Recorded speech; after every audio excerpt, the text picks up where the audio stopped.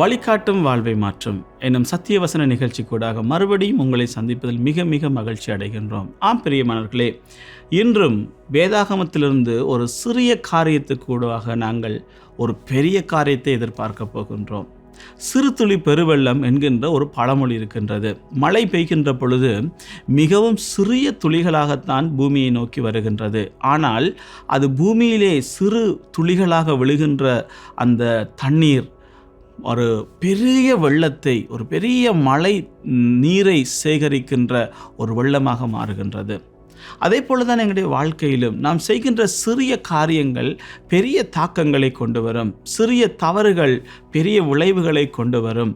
ஆகவே இன்றைய நாளிலும் வேதாகமம் எங்களிடத்தில் எதிர்பார்க்கின்ற ஒரு சிறிய விஷயம் ஒரு பெரிய மாற்றத்தை ஏற்படுத்துகின்றது. அது என்னவென்பதை நாங்கள் பார்க்க போகிறோம்.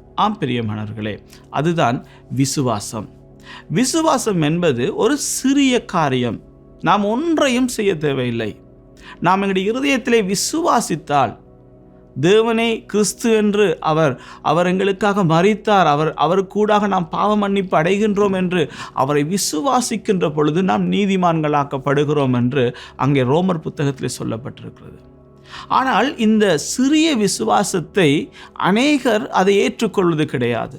ஏனென்றால் நம்முடைய இந்த கலாச்சாரத்திலே நாங்கள் பார்க்கின்ற பொழுது, இல்லை நம்முடைய சமூகவியலை பார்க்கின்ற பொழுது எப்பொழுதுமே பெரிய காரியங்களை ஊடாகத்தான் நாங்கள் எதிர்பார்ப்போம். ஆனால் ஆண்டவர் சொல்லுகிறார், சிறிய விசுவாசம் பெரிய காரியங்களை கொண்டு வரும். அதாவது அங்கே கடுகு விதையைப் போல உங்களுடைய விசுவாசம் இருந்தால் போதும் என்று சொல்லுகிறார். அவர் சொல்லிவிட்டு சொல்கிறார், கடுகு சிறிய விதையாக இருந்தாலும் அது பூமியிலே விழுந்து அது பெரிய மரமாக முளைத்து அதிலே பறவைகள் கூட வந்து கூடு கட்டி வாழ்ந்து அங்கே நிறைவாக முடியும் என்றதை ஆண்டவர் வேதாகமத்திலே பேசுகிறார். அப்போ நாங்கள் ஒரு உதாரணத்தை பார்ப்போம். வேதாகமத்திலே மத்தேயு 8ஆம் அதிகாரத்திலே ஒரு சம்பவம் இருக்கின்றது. 1வது வசனத்திலிருந்து நான் வாசிக்கிறேன். அவர் மலையிலிருந்து இறங்கின பொழுது திரளான ஜனங்கள் அவருக்கு பின் சென்றார்கள். அப்பொழுது குஷ்டரோகி ஒருவன் வந்து அவரை பணிந்து, ஆண்டவரே, உமக்கு சித்தமானால் என்னை சுத்தமாக்கும், உம்மாலே ஆகும் என்றான். உமக்கு சித்தமானால் எனக்கு சுத்தமாகும், உம்மாலே ஆகும் என்று ஒரு சிறிய ஜெபத்தை செய்தார். ஒரு சிறிய ஜெபம். அதாவது அவர் சிறிதாக அங்கே விசுவாசித்தார். நான் ஆண்டவருக்கு முன்பதாக போகிறேன், அவரை பணிந்து கொண்டு, ஆண்டவரே உமக்கு சித்தமானால் என்னை சுத்தமாக்கும். ஒரு சின்ன ஜெபம் பாருங்க. இன்றைக்கு நாங்கள் நினைப்போம், ஜெபம் என்று சொன்னால் நாங்கள் முழங்கால் போட்டு மணித்தியால கணக்கு நாங்கள் ஜெபிச்சா தான் கடவுள் கேட்பாரா? இல்லை பிரியமானவர்களே. அவர் எதிர்பார்க்கிறார் ஒரு சிறிய காரியம் எங்களுடைய வாழ்க்கையிலே நாம் முழுமையான விசுவாசத்தோடு, கடவுளிடத்திலே வைக்கின்ற விசுவாச நம்பிக்கையோடு நாங்கள் அவரிடத்திலே வர வேண்டும். சில வேளைகளில் எங்களுடைய வாழ்க்கையில் பல பிரச்சனைகளுக்கு நாங்கள் முகம் கொடுக்கலாம். சிலர் சொல்வார்கள், இது பெரிய பிரச்சனை. அப்படி என்றால் அவர்கள் அதில் அந்த பிரச்சனையிலிருந்து வெளியிலே வருவதற்கு ஏதாவது பெரிய காரியங்கள் தான் தேவை என்று எதிர்பார்த்திருப்பார்கள். ஆனால் ஒரு சிறிய விசுவாசம் எங்களுடைய வாழ்க்கையை மாற்றும் என்று சொல்லுகிற பொழுது அதை ஏற்றுக்கொள்ள மறுக்கின்றார்கள். இது மனிதனுடைய இயல்பான ஒரு எண்ணமாக இருக்கின்றது. வேதாகமத்தில் இதற்கு ஒரு அழகான ஒரு கதை இருக்கின்றது. உண்மையாக நடந்த ஒரு கதை. அதாவது அங்கே எலிசாவுடைய நாட்களிலே, எலிசா என்ற ஒரு தீர்க்கதரிசி வாழ்ந்த நாட்களிலே நாகமான் என்கின்ற ஒரு படை தளபதி இருந்தான். அவன் வேறொரு நாட்டிலே வாழ்ந்து கொண்டிருக்கிறார்.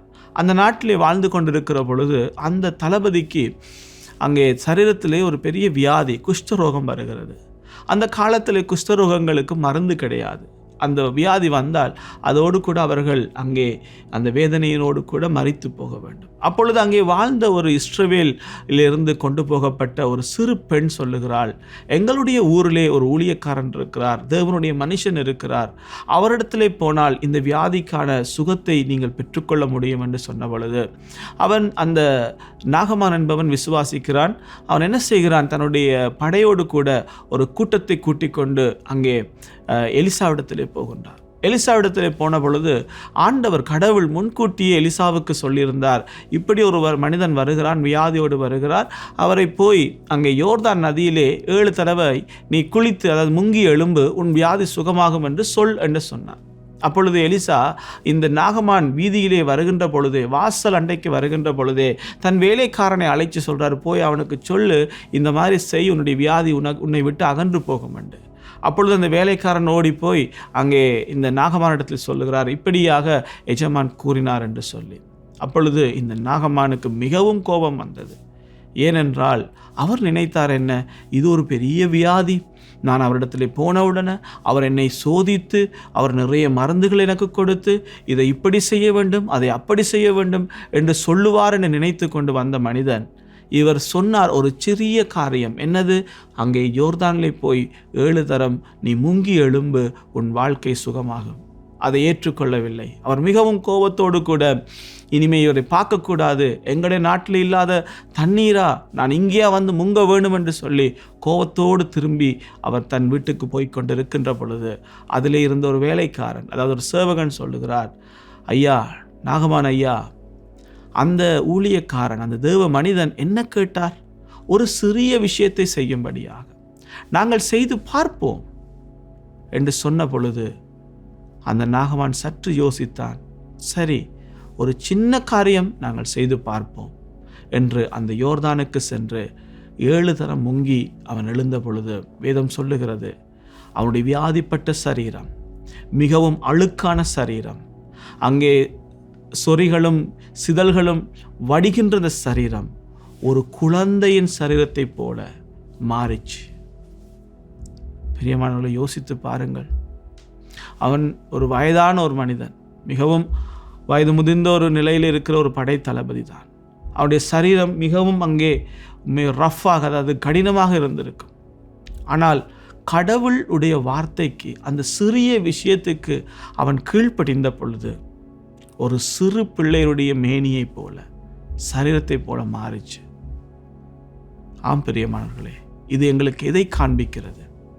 இன்றைக்கு நாங்களும் கடவுள் சொல்லுகிற சிறிய காரியங்களை செய்ய மறுதளிக்கிறோம். ஆனால் மனிதர்கள் சொல்லுகின்ற பெரிய காரியங்களை நாங்கள் செய்ய ஆயத்தமாக இருக்கிறோம். சில நேரம் நாங்கள் சில மனிதர்களுக்கு சொல்லுவோம், வியாதியா, வாங்கள், எங்களுடைய ஒரு சிறு ஜெபம் இருக்கிறது, வந்து கலந்து கொள்ளுங்கள், அது சுகமாகும் என்று சொல்லுவோம். ஆனால் அதிலே அவர்களுக்கு நம்பிக்கை வைக்க முடியாது. நாங்கள் கைகளை வைத்து, இல்லாவிட்டால் ஒரு வார்த்தையினால் ஒரு சிறு ஜெபத்தை செய்தால் இதில் எப்படி சுகமாகும், இவ்வளோ பெரிய வியாதி என்று அவர்கள் தங்களுக்குள்ளேயே கேள்வி கேட்பார்கள்.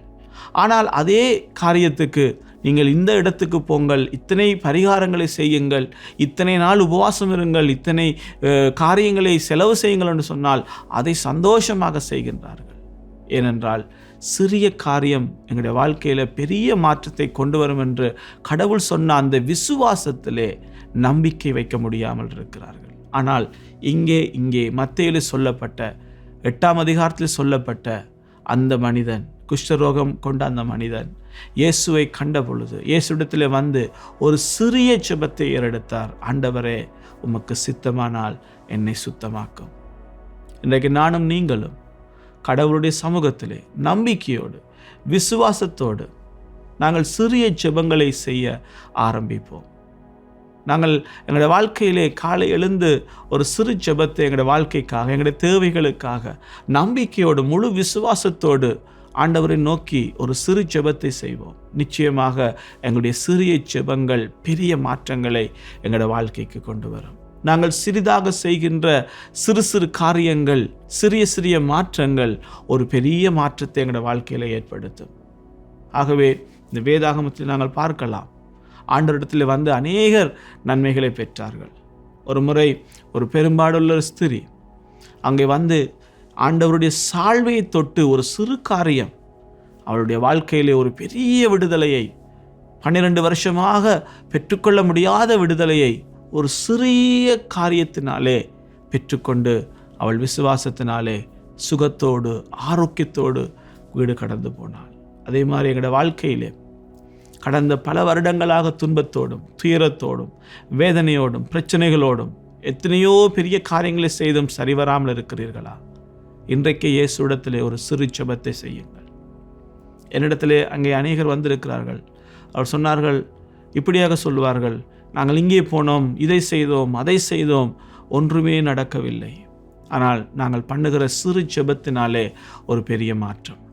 எத்தனையோ பேருக்கு சுகமடைந்ததை நான் என் வாழ்க்கையிலே கண்டிருக்கிறேன். ஆகவே இந்த நிகழ்ச்சியை கேட்டுக்கொண்டு உங்களுடைய வாழ்க்கையிலும் பிரச்சனை உங்களுக்கு பின்பாக இல்லாட்டி உங்களுக்கு முன்பாக பெரியதாக இருக்கலாம்.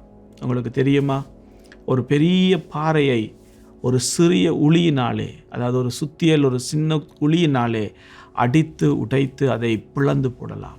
அதே போல் இந்த காலை வேளையிலே உங்களுடைய பெரிய பிரச்சனை சிறிய செபத்தினாலே மாற்ற முடியும். பெரிய மதில் போல உங்களை மறைத்திருக்கின்ற சோகங்கள், உங்களுடைய வாழ்க்கையை முன்னேற முடியாமல் வைத்திருக்கிற தடைகள், உங்களுடைய வாயிலிருந்து புறப்படுகிற சிறிய ஜெபத்தினாலே ஒரு பெரிய மாற்றத்தை கொண்டு வர முடியும். இந்த குஷ்டரோகியான மனிதன் எல்லாராலும் புறக்கணிக்கப்பட்டு ஒதுக்கப்பட்டு தனிமையாக இருந்த ஒரு மனிதன். ஆனால் இயேசுவை கண்ட பொழுது ஒரு சிறு ஜெபம் அவனுடைய வாழ்க்கையை மாற்றி அவன் மறுபடியும் தன்னுடைய உறவுகளோடு குடும்பத்தோடு போக கடவுள் கிருபை செய்தார். அதே போல் நீங்களும் உங்களுடைய வாழ்க்கையிலே சிறு ஜெபங்களை தேவனிடத்தில் ஏறெடுங்கள். சிறிய ஜெபங்கள் பெரிய காரியங்களை எங்களுடைய வாழ்க்கையிலே செய்யும்.